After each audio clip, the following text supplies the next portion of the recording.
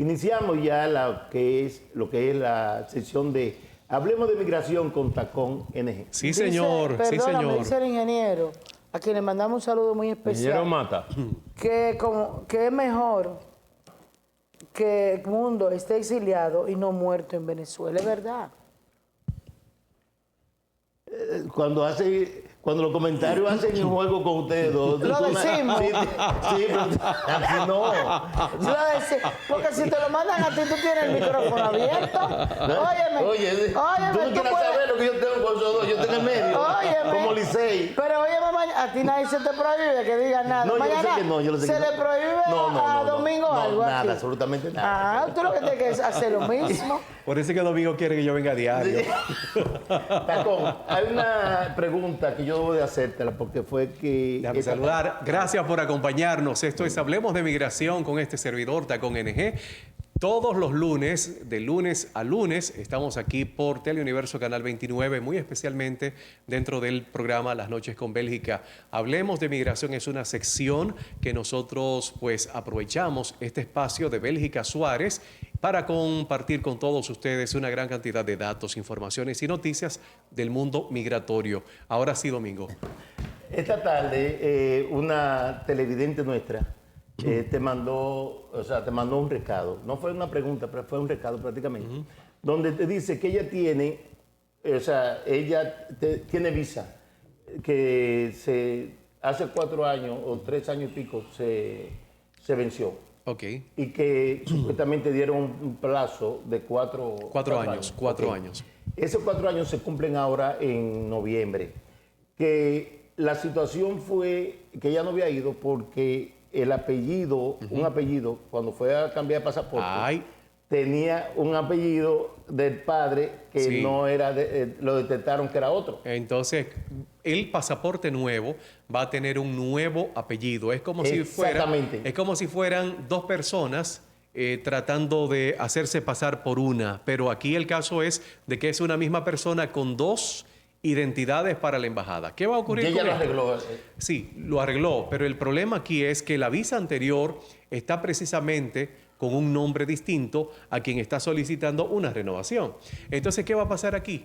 Que posiblemente no, casi seguro el consulado le va a llamar a una entrevista consular, se va a someter a una especie de, no de careo, pero sí cuestionamiento por parte de algún oficial consular, y lo que le van a requerir información acerca de por qué antes se llamaba de una manera y ahora se llama de otra, pero también le pueden hablar, le pueden preguntar acerca de los arraigos que le atan al territorio de la República Dominicana y del motivo de viaje, qué le motiva nuevamente a solicitar una visa. O sea, que estamos hablando de que esa persona posiblemente va a solicitar una visa como si fuera por primera vez. ¿Qué ocurre con la renovación? Que no es lo mismo que una solicitud por primera vez.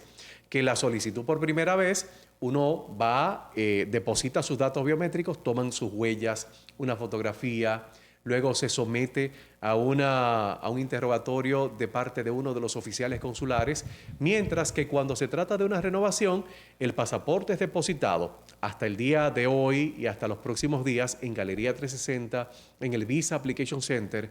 Uno depositaba el pasaporte siempre y cuando no hubiese perimido la gracia de los 4 años, y al final de un tiempo, menos de una semana, el pasaporte retornaba en este caso a Santiago, con la visa estampada en su pasaporte. Eso es lo que pasa. Okay. Tenemos una llamada. Buenas noches. Buenas noches. Hola. ¿Se cayó? Entonces. Bueno. Sí, buenas noches. Sí. ¿De dónde nos llama? Sí, ¿de dónde?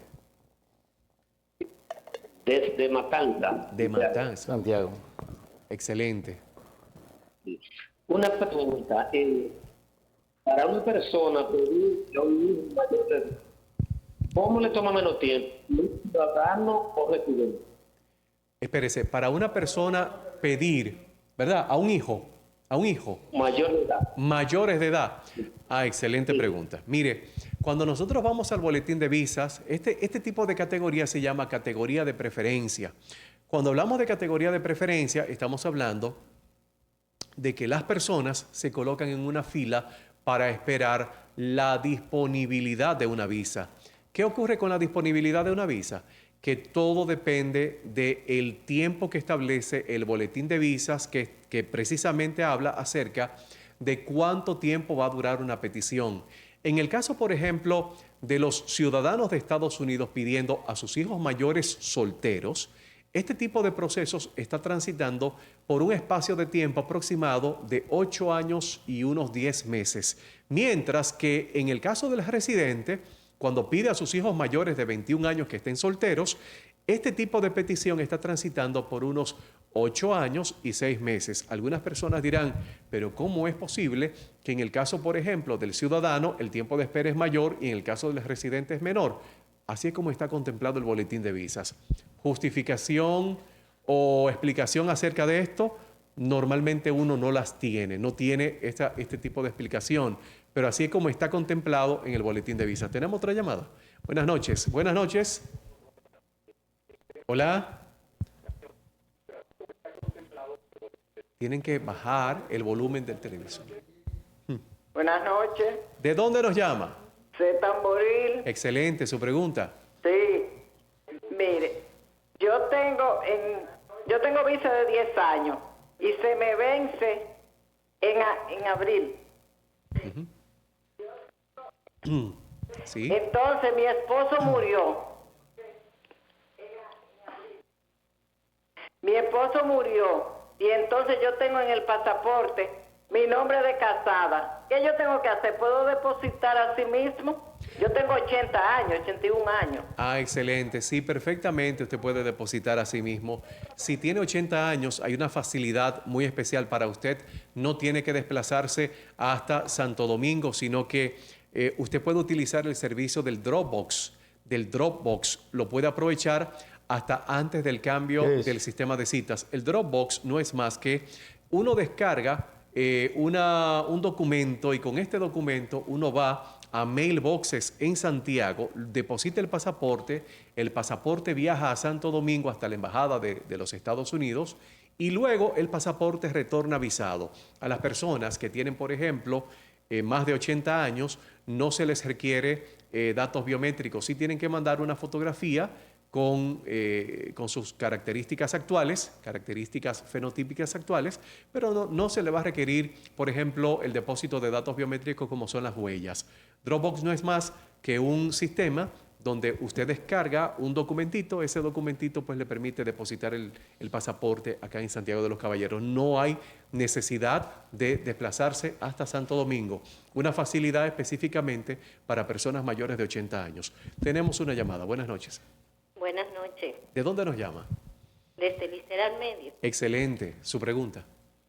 Yo tengo visa de 10 años y se me vence en el 26.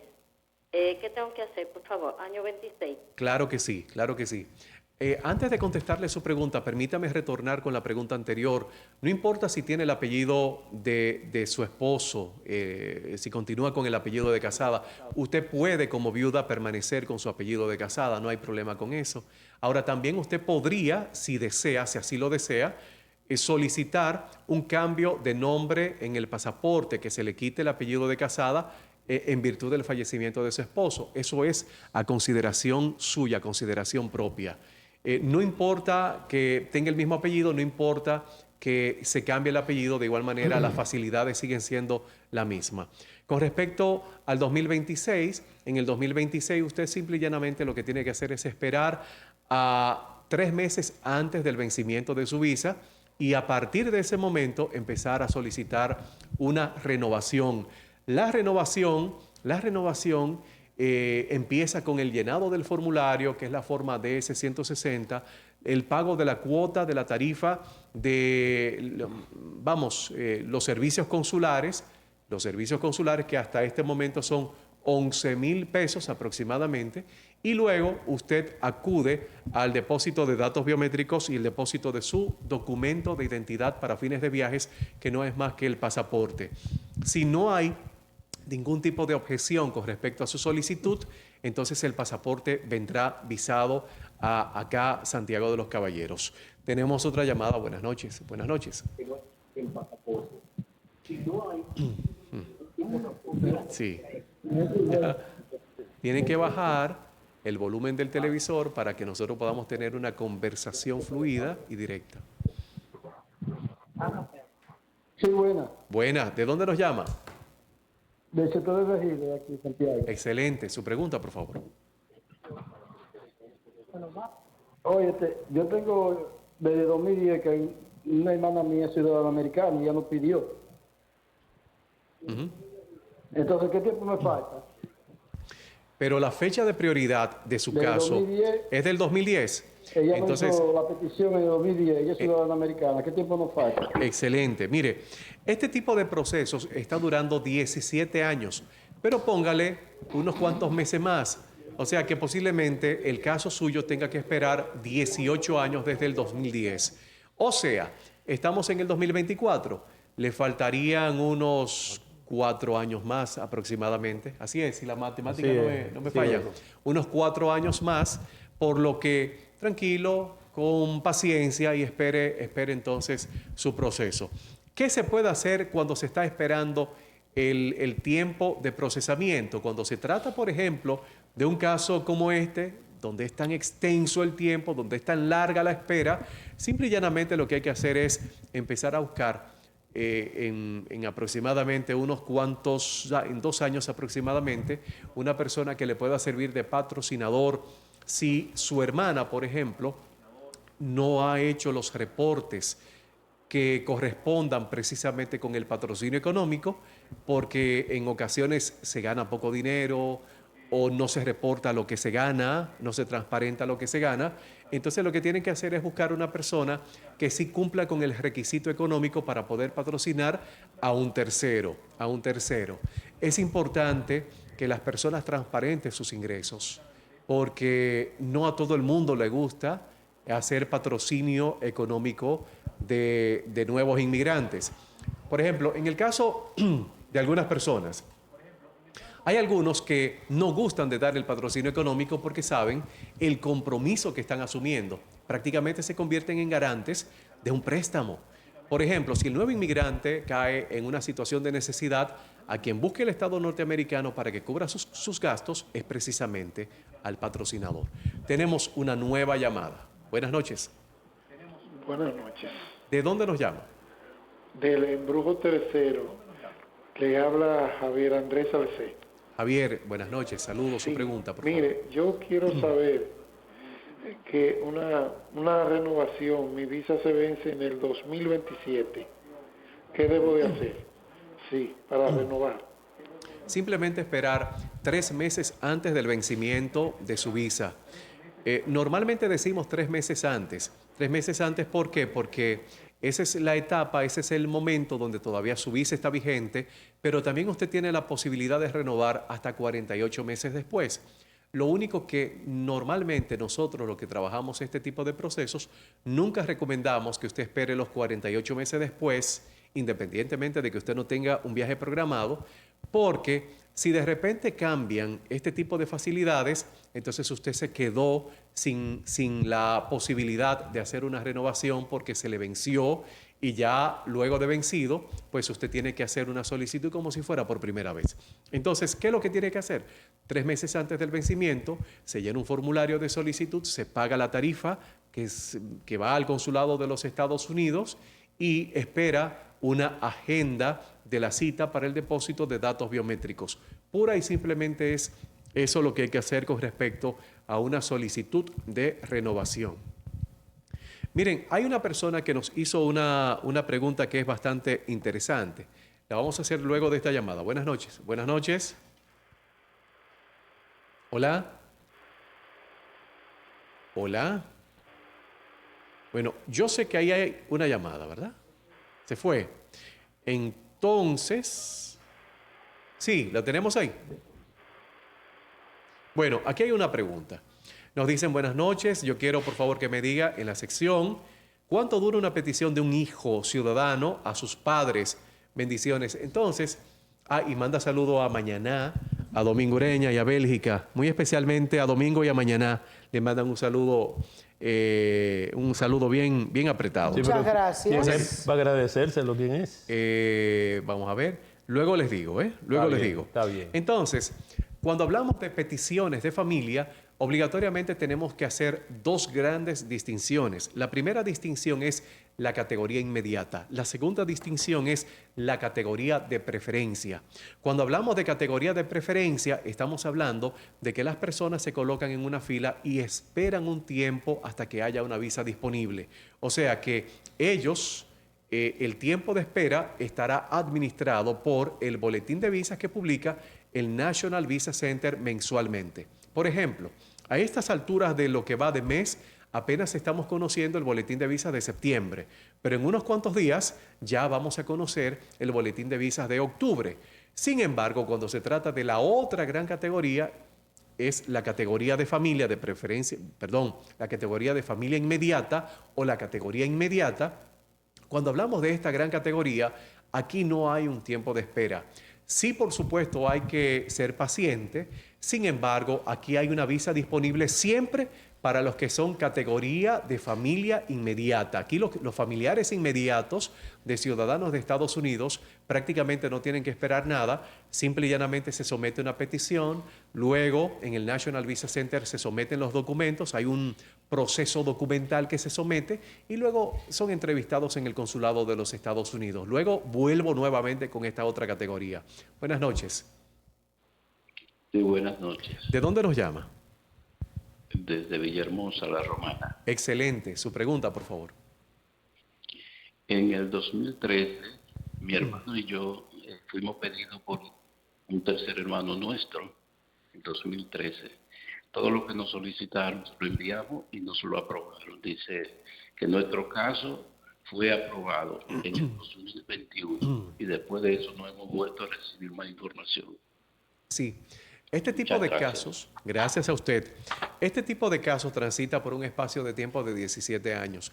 Es una de las categorías de mayor tiempo de espera.